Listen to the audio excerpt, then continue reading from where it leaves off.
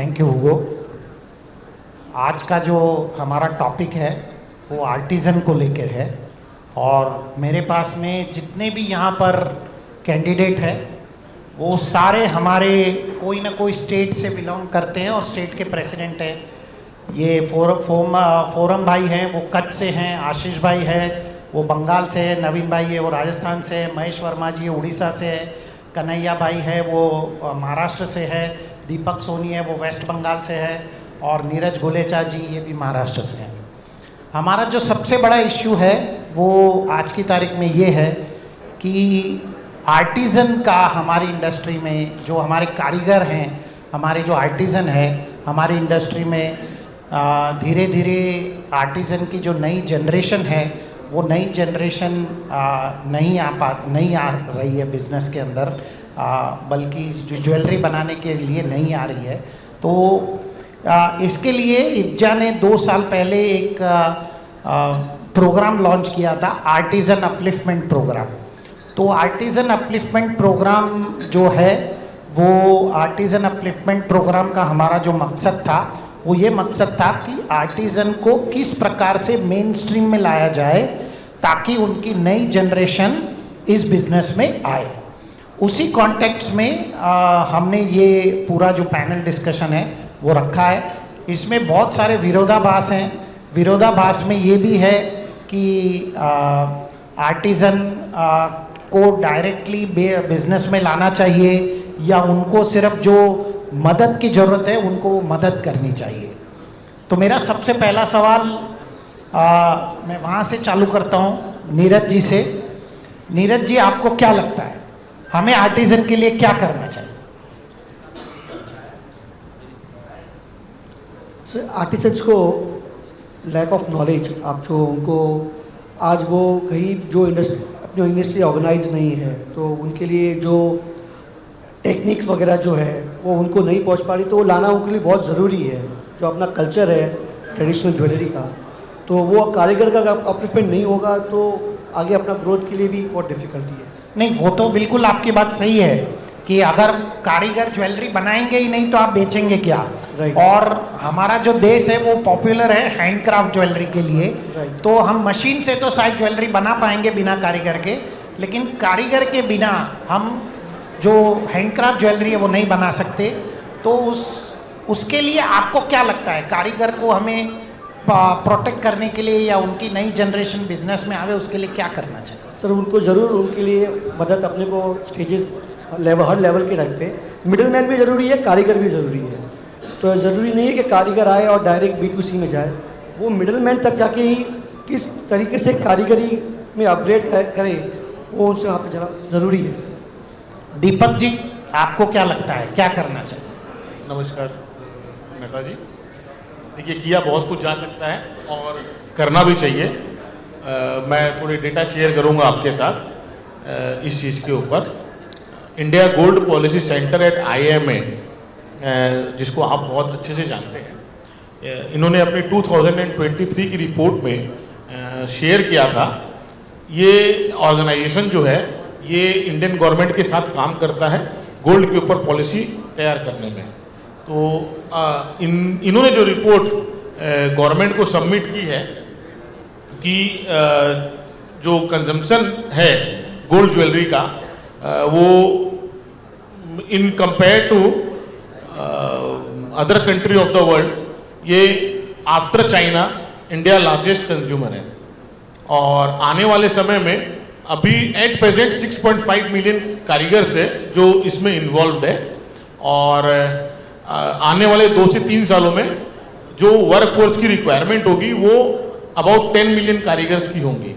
तो ये तो इस डेटा से निश्चित है और सामने है कि हमें बहुत अच्छे स्किल्ड कारीगर चाहिए अगर हम जेम एंड ज्वेलरी सेक्टर के थ्रू इंडियन गवर्नमेंट और इंडिया के GDP में योगदान करना चाहते हैं। तो अब क्या किया जा सकता है इसमें? हर एक प्लेयर को, एवरी ज्वेलर, एवरी एसोसिएशन, इनको कंट्रीब्यूशन करना पड़ेगा। रिपोर्ट के अनुसार जो बेसिक चीजें हैं उसकी भी कमी बताई जा रही है। वर्किंग एनवायरनमेंट नहीं है, हाइजीन तरीके से काम नहीं होता है, इनफॉर्मल और अनऑर्गेनाइज जो है कारीगर सेक्टर में अभी भी ज़्यादा काम है। फॉर्मल और ऑर्गेनाइज सेक्टर्स का रेशियो काफ़ी कम है। हमें ज्वेलरी पार्क्स बनाने होंगे, हमें ऐसा वर्किंग एनवायरनमेंट रेडी करना होगा जिससे नई जनरेशन हम स्किल्ड कारीगर इसमें ला सकें। आप जान के हैरान होंगे मेहता जी कि जो रिपोर्ट दी गई है गोल्ड पॉलिसी सेंटर के द्वारा, उसमें यहाँ तक कहा गया है कि जब हम एक कारीगर को अपने व्यापार में इंट्रोड्यूस करते हैं उस समय हम उनको कोई सैलरी भी नहीं देते। अगर आप स्टार्टिंग स्टेज में किसी को सैलरी नहीं देंगे, कोई इंसेंटिव अगर आप नहीं देंगे, तो आप कैसे उम्मीद कर सकते हैं कि हम 10 मिलियन के वर्क फोर्स को तैयार कर पाएंगे। तो आपका कहने का मतलब है कि उनको हमें अच्छी सैलरी देनी चाहिए। हाँ, अच्छी सैलरी देनी चाहिए, अच्छा एनवायरनमेंट देना चाहिए और उन सिक्योरिटी देनी चाहिए, उनकी फैमिली सिक्योरिटी, उनके इंश्योरेंस, इन सब चीज़ों को टेकन केयर करना चाहिए। ये हमें ध्यान में रखना चाहिए कि जो कारीगर्स होते हैं वो बहुत ज़्यादा एजुकेटेड होते नहीं हैं, तो फाइनेंशियल टूल्स की नॉलेज उनको देने चाहिए जिससे किसी लेवल पे उनको अपना फ्यूचर जो है वो सिक्योर लगे। ये सिक्योरिटी जब हम उनको देंगे तभी नए कारीगर इस इंडस्ट्री में आएंगे, अदरवाइज हमें जो है स्किल्ड कारीगर की कमी का सामना करना पड़ेगा। कन्हैया भाई कलर स्टोन इंडस्ट्री से ताल्लुक़ रखते हैं, ये गोल्ड इंडस्ट्री या सिल्वर इंडस्ट्री से नहीं रखते हैं, तो आपके इंडस्ट्री में भी, कलर स्टोन इंडस्ट्री में भी कारीगरों की यही हालत है? सर, स्टोन इंडस्ट्री और ज्वेलरी इंडस्ट्री एक दूसरे से कनेक्टेड है। जितने डेली मेरे पास कारीगर आते हैं प्रॉब्लम्स लेके, उनकी आप रहने की कंडीशंस देखेंगे। और मैं थैंक्स करूंगा इब्जा को जिन्होंने फर्स्ट टाइम इंडस्ट्री के लिए इन कारीगरों के लिए एक एग्जीबिशन अरेंज किया था जिसके अंदर स्टार्टिंग में खाली 60 स्टॉल थे। नेक्स्ट ईयर वो 150 हुए और 8000 विजिटर्स ने अटेंड किया था वो शो, जो इब्जा ने खुद के ही हॉल में उनको दिया था। इधर बात ऐड नहीं होती है, इब्जा केयर करती है कारीगरों का।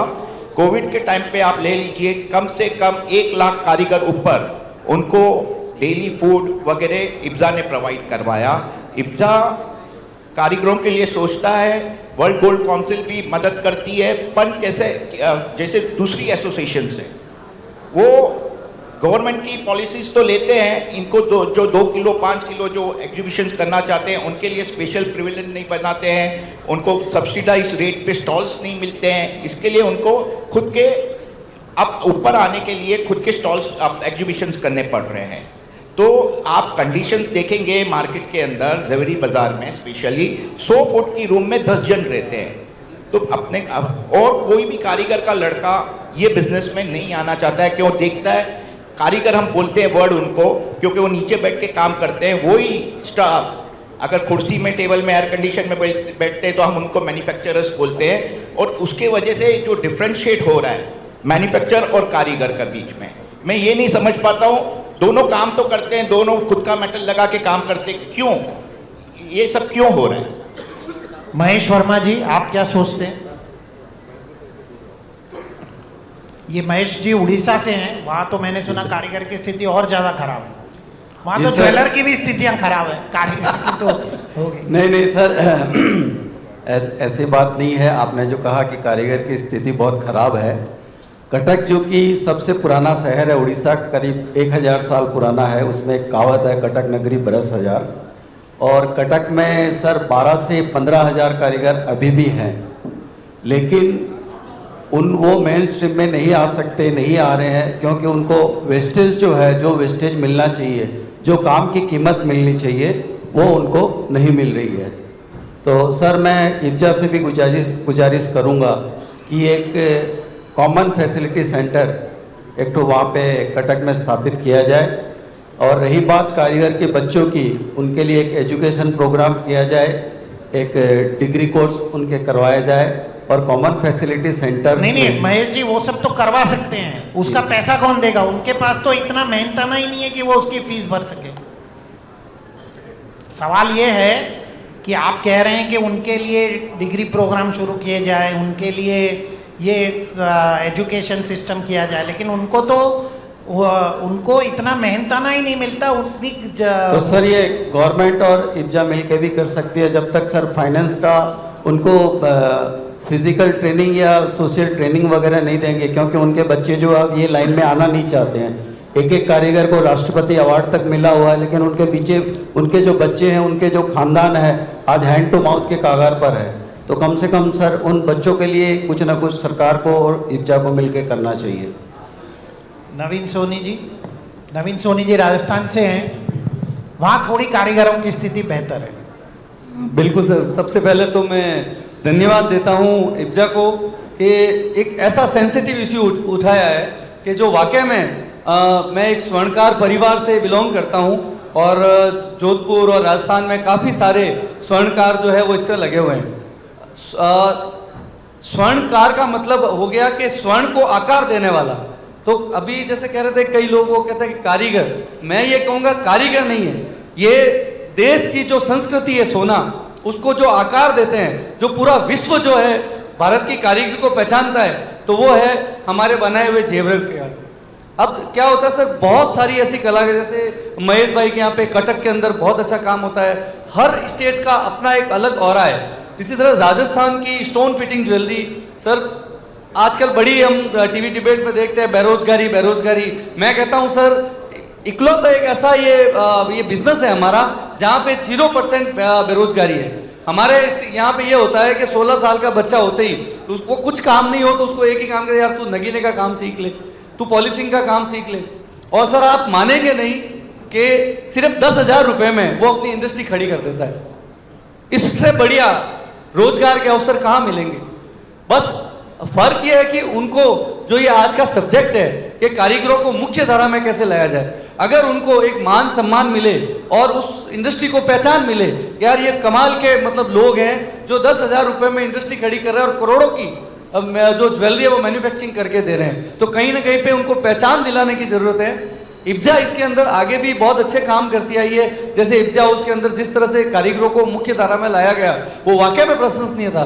तो इब्जा को भी एक प्लेटफॉर्म बनाना चाहिए आर्टिजन्स के लिए। जिस तरह से हमारे ज्वेलरी विंग बने हुए हैं, बुलियन विंग बने हुए हैं, इसी तरह से कारीगरों के लिए विंग बने जो केवल कारीगरों के लिए काम करे। अब सरकार की बात करते हैं, जैसे MSME वगैरह बहुत सारी योजनाएं हैं। अभी प्रधानमंत्री जी की विश्वकर्मा योजना आई, लेकिन कहीं ना कहीं पे वो हर गली हर कोने में नहीं पहुंच पा रही है। मुझे एक बात समझ में नहीं आती है, ज्वेलर को कभी भी कुछ भी बोल दो तो वो हमेशा सरकार की तरफ ले जाते हैं कि सरकार की ये विश्वकर्मा योजना है, सरकार की MSME योजना है। आप क्या करेंगे कारीगर की? नहीं, मैं वही कह रहा हूँ सर, वो बहुत अच्छी थी, हम उसको आगे लेके जाएं। अच्छा, जहाँ तक हमारे यहाँ पे बात है, मुझे नवीन जी ये बताइए कि क्या जितने भी ज्वेलर हैं वो कारीगर को इतना मजूरी देने के लिए तैयार है कि उसका पेट भरे, उसके परिवार का पेट भरे, उसके बच्चों की एजुकेशन हो सके? ये पॉसिबल है क्या? बिल्कुल सर, आप जो कह रहे हैं बहुत गहरी बात है। आज की तारीख में मैं ज्वेलर भी हूं। सरकार के ऊपर क्यों डालते हैं? MSME और सरकार की योजना, विश्वकर्मा योजना में 1200 रुपए का एक टूल किट मिलता है, उससे कारीगर को क्या होगा? नहीं सर, बात आप एकदम सही कह रहे हैं। हर ज्वेलर यही सोचता है कि मुझे कम वेस्टेज में कौन माल दे सकता है। कारीगर को सोना मेरे पास आ जाए, कारीगर बिना वेस्टेज में काम कर दे, कारीगर और सस्ता काम करके मुझे कैसे दे सके। तो ये तो बात है सर, और इसके लिए बहुत हमें भी जिम्मेदारी से सोचने की जरूरत है कि जो हमारी पुरानी संस्कृति में जो अच्छे अच्छे कारीगर है उनको आगे लाएं, उनको अच्छा मेहनताना मिले। सर आज की तारीख में हमारे जोधपुर का हैंडीक्राफ्ट देखिए सर, 100 रुपए की खिड़की जो है वो लाखों रुपए में अमेरिका में बिक रही है। सिर्फ 100 रुपए की खिड़की है जो कबाड़े में पड़ी, वो लाखों रुपए में बाहर बिक रही है। लेकिन हमारी जो इतनी प्यारी जो इंडस्ट्री है। मैं आपको एक इंटरेस्टिंग चीज बताता हूं आप सभी को। अभी बहुत थोड़े दिन पहले मुंबई के झवेरी बाजार में कारीगरों ने मिलके ब्लड डोनेशन ड्राइव रखा, तो मुझे उधर बुलाया गया था, मैं वहां पे गया था ब्लड डोनेशन ड्राइव। तो कारीगर ने मुझे कान में आके बोला कि सर कोई ज्वेलर आ ही नहीं रहे ब्लड डोनेशन देने के लिए। तो मैंने उनको मजाक में कहा कि आप इधर ये ब्लड डोनेशन ड्राइव ऐसा मत लिखो, आप इधर लिखो, हिंदी में लिखो कि यहाँ हमारा खून मिलता है, सारे के सारे ज्वेलर आ जाएंगे।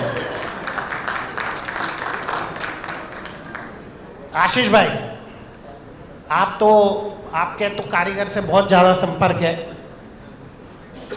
थैंक यू मेहता जी।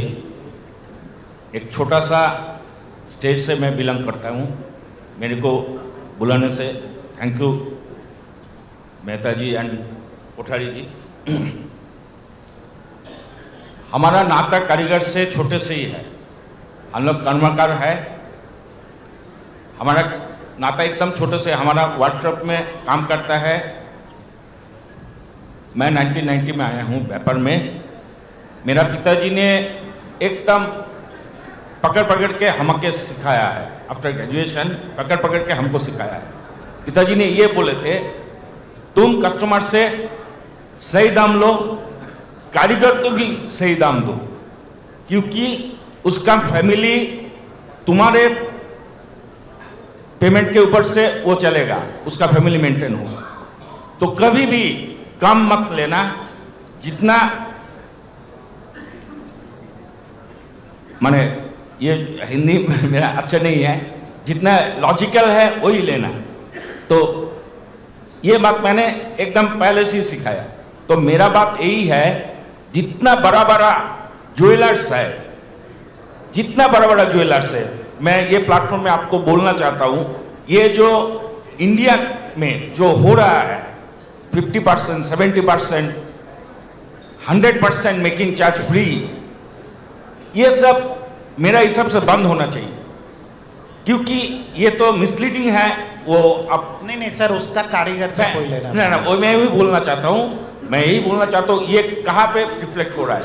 कारीगर के ऊपर रिफ्लेक्ट हो रहा है। अगर कारीगर को आप कम देंगे वेस्टेज, वो कैसे करेगा? वो आगे सेशन जो ये बोल रहा है, एक आर्ट पीस बनाने में बाहर में जितना मजदूरी मिलेगा, बाहर में जितना कदर होगा इसका, यहाँ पे इंडिया पे नहीं होगा।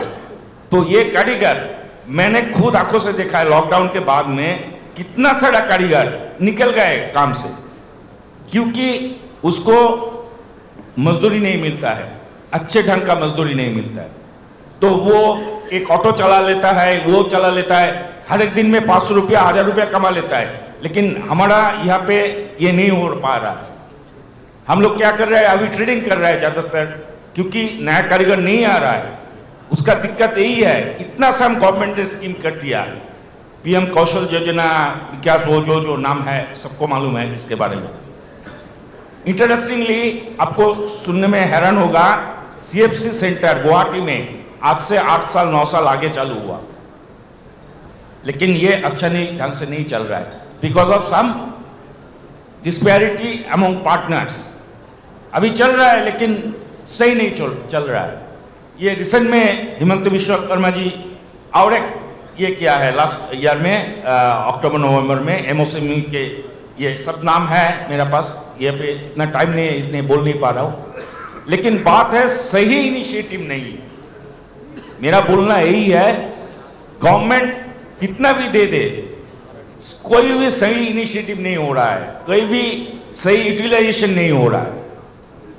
तीसरा बात है, ये ट्रेनिंग इंस्टीट्यूट आप लोग हर एक आदमी देखेंगे, professional course as a jewellery industry India में बहुत कम है। तो कैसे आए? नया टेक्निक, नया डिजाइनिंग का कोर्स होता है, मेरा बेटी भी डिजाइनिंग कोर्स कर रहा है, लेकिन मैन्युफैक्चरिंग यूनिट के लिए, ट्रेनिंग के लिए कोई भी इनिशिएटिव नहीं ले रहा है। सब गवर्नमेंट क्या कर रहा है, ये जगह वो जगह में रुपया दे रहा है, इतना करोड़ इतना करोड़ इतना करोड़। लेकिन अपन ट्रेनिंग की बात पे भी आशीष भाई आते हैं। हाँ। फोरम भाई,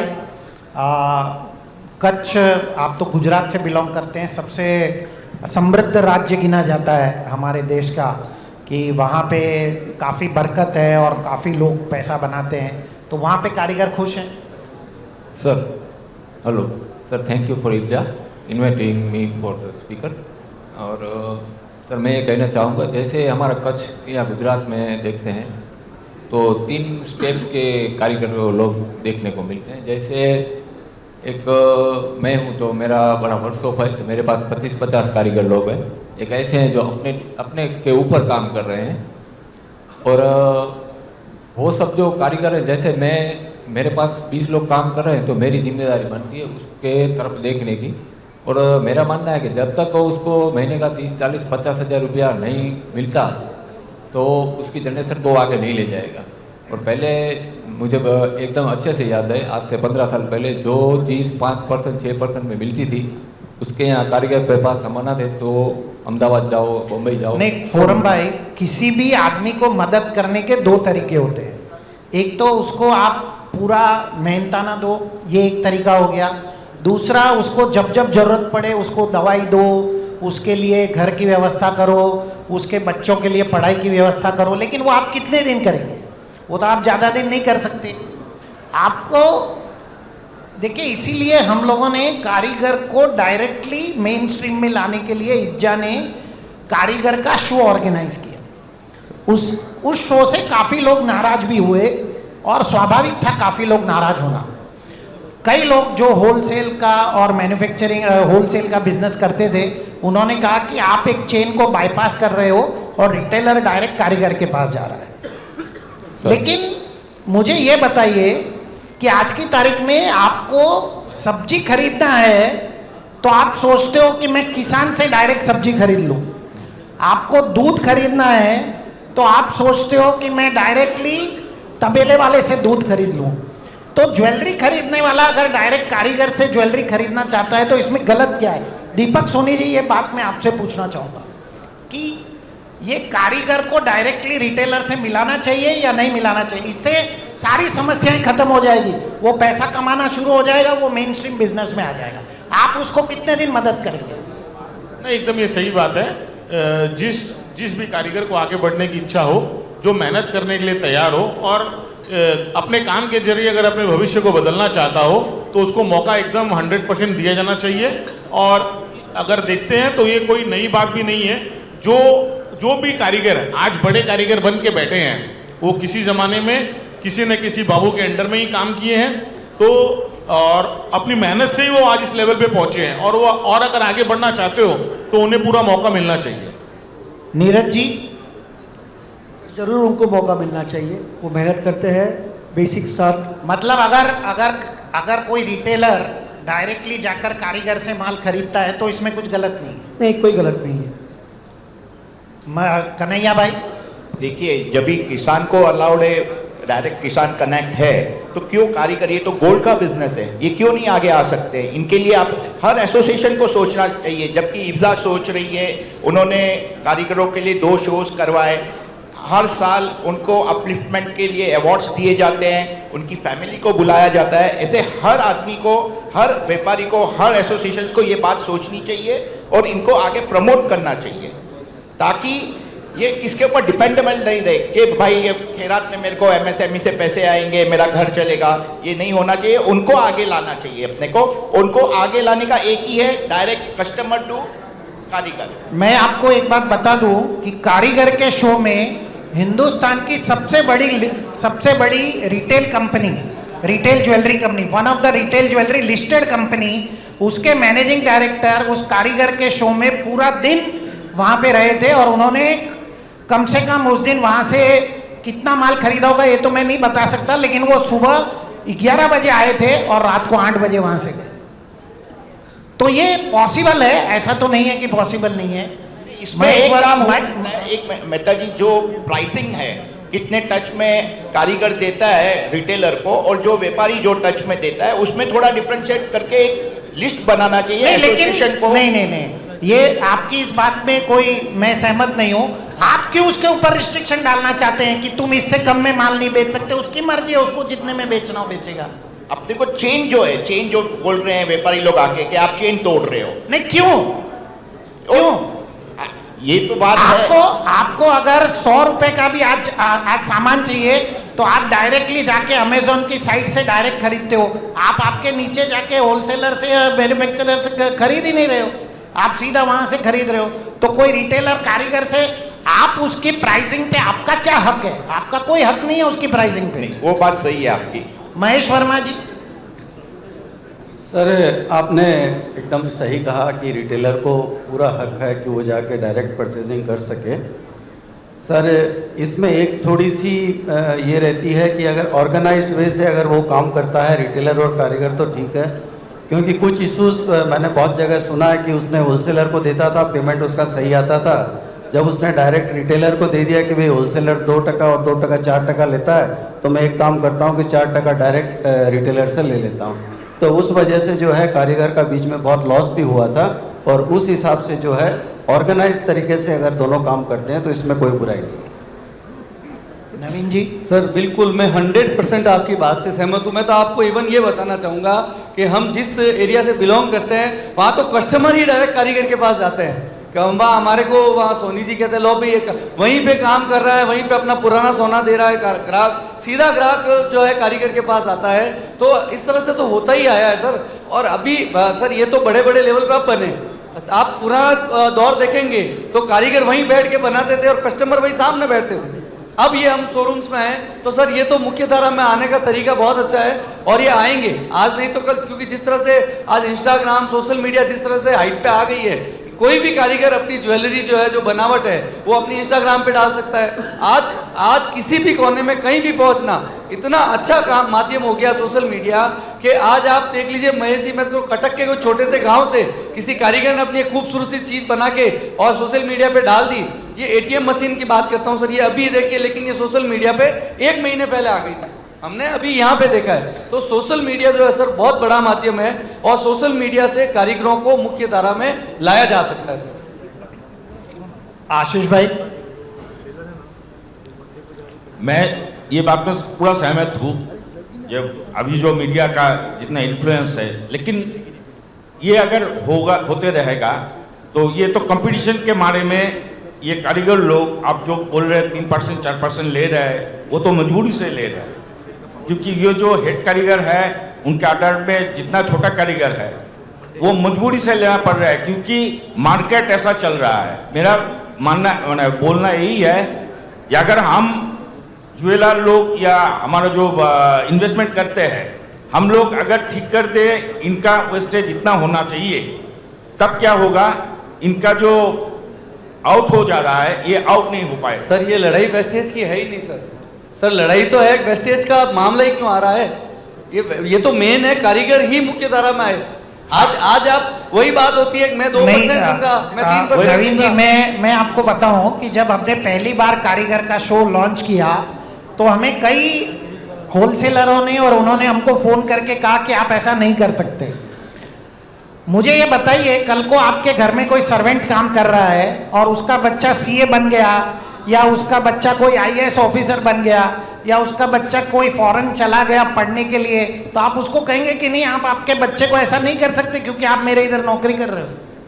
इसमें एक बात मैं कहना चाहूँगा मेहता जी, इसमें क्या है, सबको अपने ग्रो करने का पूरा अधिकार है, और हमें थोड़ा पीछे झांक के देखना चाहिए। जो मेरा एक्सपीरियंस रहा है, 80% जो अभी होलसेलर है या जो बड़े रिटेलर हैं, ये इन्होंने जब अपनी जर्नी स्टार्ट की थी उस समय ये किस लेवल पे काम कर रहे थे, ये बहुत अच्छा हमें देखने की जरूरत है। मैं मेरी जर्नी शेयर कर सकता हूँ। मेरे फादर ने एज अ कारीगर ही अपना करियर स्टार्ट किया था, फिर वहाँ से हमने स्मॉल मैन्युफैक्चरिंग यूनिट रेडी की, फिर और जो दूसरे बड़े रिटेलर हैं उनके साथ टाई अप्स किया, और अब हम कॉर्पोरेट के साथ टाई अप करके काम कर रहे हैं, बुलियन में भी डील कर रहे हैं। तो अब अगर हम ये कहते हैं कि जो जराज पे बैठ के कारीगर ने काम किया उसको आगे बढ़ने का हक नहीं है, तो फिर हमें तो वापस वहीं जाना चाहिए जहाँ से हमने शुरुआत की थी। बिल्कुल। फोरम भाई, आपका क्या कहना है सर? ये मैं आपकी बात से 100% सहमत हूँ, क्योंकि जैसे दीपक जी ने बताया, हम सब आज से 2 पीढ़ी पहले देखे तो हमारे जो बुजुर्ग है वो पहले कारीगरी स्टार्ट हुए, और पहले ऐसा ही बिजनेस चलता था, ऑर्डर से काम चलता था, पहले कोई रेडी स्टॉक वाला कम रहता था काम। तो आज हम ज्वेलर्स बन गए, ज्वेलर से बिग ज्वेलर्स बने, तो हमारी जर्नी तो उधर से ही स्टार्ट हुई। और सर मुझे एक पॉइंट और भी थोड़ा है कि प्रमोशन, जो हर एक एग्जीबिशन में कोई स्टॉल लगा के कारीगर को जो प्रमोट कराए, जो एक्स्ट्रा ऑर्डिनरी काम है मोनोपोली वाला, वो 100% ग्रो करेगा। और हमारे यहाँ कच्छ में मुझे मालूम है, जब अर्थक्वेक हुआ था तब हैंडक्राफ्ट जो कपड़े की बाजार थी पूरी हमारी, वो जो उसको प्रमोशन मिला, वो राष्ट्रपति अवार्ड, प्रधानमंत्री अवार्ड, उससे 10 साल में उसकी बाजार कई गुना बढ़ गई। इंटरनेशनल ट्रेडर्स सब इधर आ रहे हैं। तो हमें ऐसा कुछ करना चाहिए हैंडक्राफ्ट ज्वेलरी के लिए। सर मैं एक बात और कहना चाहूँगा, कहीं कहीं पे तो कारीगर ही कारीगरों के दुश्मन हो गए हैं। अभी ये स्थिति हो गई, जो कारीगर मेन स्ट्रीम में चला गया वो क्या करता है, अपने छोटे कारीगरों का शोषण नहीं, करता है। कहीं कहीं पे ये भी बहुत प्रॉब्लम चल रही है सर। नवीन जी, सबसे इम्पोर्टेंट बात क्या है कि यदि आप छोटे आदमी हैं, आपके पास ज़्यादा पैसा नहीं है, आप सही कपड़े नहीं पहनते तो आप कारीगर है, और आपके पास एक बड़ी सी फैक्ट्री है तो आप मैन्युफैक्चरर। हाँ, सही बात। मैं एग्जैक्टली यही कहना चाह रहा हूँ सर। तो ये तो मैन्युफैक्चरर और कारीगर दोनों एक ही बात है। एक ही वैसे बात। मैं आपको एक अच्छा डेटा शेयर करता हूँ। हमने जब सबसे पहली बार कारीगर का शो किया तो 28 स्टॉल थे। उस 28 स्टॉल में सारे के सारे बंगाली और मराठी कारीगर थे। जब हमने दूसरी बार ये शो किया तो उसमें 65 स्टॉल थे और उसमें 22 मारवाड़ी लोग थे, 22 मारवाड़ी लोग थे, और आज सवेरे का राजस्थान से थे। सही बात, मैंने देखा। आज सवेरे का डेटा है, मोर देन 120 स्टॉल्स उनके बुक हो चुके हैं। अभी जो तीसरा हम कारीगर का शो करेंगे उसमें 150 स्टॉल होंगे, और मुझे लगता है कि उसमें कम से कम राजस्थान और गुजरात से और वहाँ से करीबन 50 स्टॉल आने की हमको उम्मीद है। हमारा मकसद है कि कारीगर सिर्फ नाम के लिए वो कारीगर है, आप उसको पैसे से उसकी तुलना, वो उसको कारीगर बना रहे हैं, और जिसके पास पैसा ज़्यादा है आप उसको मैन्युफैक्चरर बना रहे हैं। एक 2-3 इंटरेस्टिंग क्वेश्चन है, हमारे पास ज़्यादा वक्त नहीं है, 5 ही मिनट है। नीरज जी, मैं आपसे पूछना चाहूँगा कि जब मैंने ये कारीगर एग्जीबिशन देखा तो मैंने ये देखा कि कारीगर को भी अभी तक पूरा पता नहीं है कि कैसे बिजनेस करना, क्या करना, तो आपको लगता है कि उनको भी हमें सिखाना चाहिए? ये एग्जैक्टली सर, सिखाना चाहिए, राइट नॉलेज देनी चाहिए, राइट प्राइसिंग देनी चाहिए, उनको क्या ओवरहेड खर्चे हो रहे हैं, कैसी कॉस्टिंग निकालनी है। आज आप बात कर रहे हैं कि सब कारीगर को हम कम से कम वेस्टेज पे हम उनसे माल लेने की कोशिश करता है, तो उनको वो सही आइडिया ही नहीं है कि हम जो ज्वेलरी बना रहे हैं उसकी कॉस्टिंग क्या है। तो वो हम उनको नॉलेज देंगे तो उनको आइडिया है कि सही प्राइसिंग क्या है, और सही प्राइसिंग फिर मांग पाएंगे उनसे। जस्ट एक पॉइंट अगर आप कुछ बता सके, महेश वर्मा जी, आप कोई पॉइंट बताना चाहेंगे जो सबसे इम्पोर्टेंट है कारीगर के लिए, जो हमें करना चाहिए?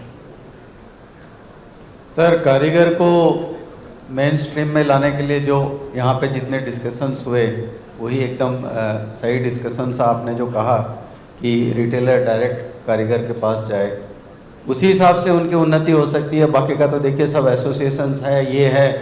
अभी जैसे इसके पहले सेशन में हुए कि मैं चेतन भाई ने कहा कि नीचे उतरेंगे तो हम हो गए, यहाँ पे जितने डिस्कशंस है वो वहीं के वहीं रह जाते हैं। तो सर मेरी तो यही है कि कारीगर को जो है डायरेक्ट रिटेलर से काम करना चाहिए, वही एक है। और जैसे आपने बताया 25, 50, 100, 150, भगवान करे 500, 1000 स्टॉल लगे। धन्यवाद सर। वैसे मैं आपको बता दूं कि 99% ज्वेलर्स को गोल्ड को ऑन्स में, केजी में भी कन्वर्ट करना नहीं आता। 99% ज्वेलर, तो अगर कारीगर को नहीं आता है तो कोई बड़ी बात नहीं। नहीं सर, मैं महेश भाई की बात से सहमत नहीं हूँ कि इब्जा का मंच है, यहाँ पे जो बातें कही जाती है वो धरातल पे उतरती भी है। ये संडे का दिन ये था, इब्जा का मेहता जी। मंच है, और मुझे पूरी उम्मीद है कि इब्जा अगर कोई डिसीजन ले लेगी, अगर मुख्य धारा में कारीगरों को लाने का डिसीजन अगर इब्जा लेती है, तो मैं आपको गारंटी देता हूँ अगले साल तक कारीगरों की, पूरे देश के कारीगरों की स्थिति अच्छी होगी। सर मेरा निवेदन एक ही है, इब्जा अब एक प्लेटफॉर्म खड़ा करे कारीगरों के लिए। देखिए, एसोसिएशन हो। मैं आप लोगों की, हमारे पास वक्त बहुत कम है, मैं कंक्लूडिंग में एक बात मैंने देखी है कि पूरे देश में एक चीज़ है, पूरे वर्ल्ड में एक चीज़ है, आपको सस्ता और अच्छा माल कहाँ से मिलता है? सस्ता माल और अच्छा माल कहाँ से मिलता है? उसके लिए आप किसी भी हद तक जाने के लिए तैयार होते हैं। चाहे आपको दूध खरीदना है, चाहे आपको गाड़ी खरीदनी है, चाहे आपको ज्वेलरी खरीदनी है, आपको सस्ता और अच्छा माल चाहिए। और आप उस व्यक्ति से डील करना चाहते हैं जो ट्रांसपेरेंट है, और जो मतलब आप कहीं पेमेंट फंसेगा नहीं, आप ऐसे व्यक्ति के साथ में डील करना चाहते हैं। मैं आप सभी लोगों का बहुत बहुत धन्यवाद। हमारा कारीगर का अपलिफ्टमेंट प्रोग्राम इब्जा का जारी रहेगा। आज के पैनल डिस्कशन से मुझे लगता है कि मुझे और जोर शोर से इसके लिए काम करना चाहिए, अन्यथा सारे ज्वेलर मिलके कारीगर को उतना पैसा देना शुरू करे कि कि उसका और उसके परिवार का पेट पल सके, क्योंकि उनकी जो दयनीय स्थिति है कभी कोई जाके देखे कि वो कैसे रहते हैं। अभी हम वर्ल्ड गोल्ड काउंसिल के साथ मिलके इसके ऊपर एक बहुत बड़ा प्रोग्राम करने वाले हैं और हमने कारीगर के लिए बहुत सारी चीज़ें हमने नक्की की है। तो आई होप कि ये सारी चीज़ें हम वर्ल्ड गोल्ड काउंसिल के साथ मिलके एक इसका बहुत अच्छा सॉल्यूशन लेकर आ सकेंगे। Thank you very much.